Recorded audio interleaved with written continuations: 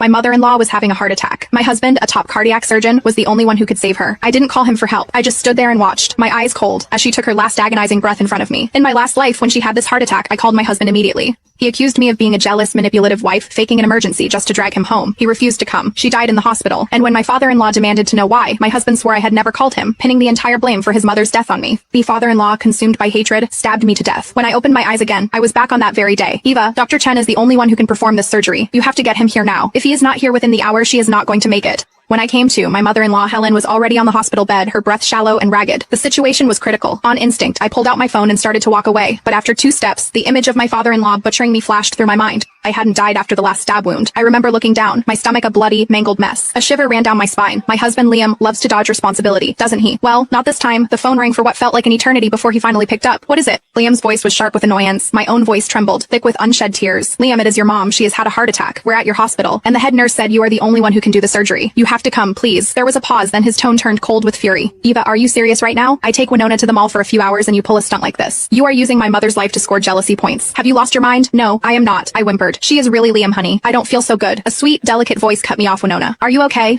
Liam's voice instantly shifted to panicked concern. He didn't forget to hiss a final threat into the phone. Eva, I hope you are happy now, and you better stop cursing my mother with these fake illnesses, or I swear to God, you'll regret it. He hung up. I looked up. The faces of the emergency room staff around me were a mixture of awkwardness and pity. I offered them a helpless smile. Last time, I'd rushed out of the room to make the call, trying not to upset Helen further. But when everything went to hell, Liam, terrified of the hospital's reprimand and his father's wrath, denied I had ever contacted him. This time, I made sure to make the call in front of everyone. I needed witnesses, but that wasn't enough. I hit redial once, twice, 3 times. On the 4th try, the call wouldn't go through.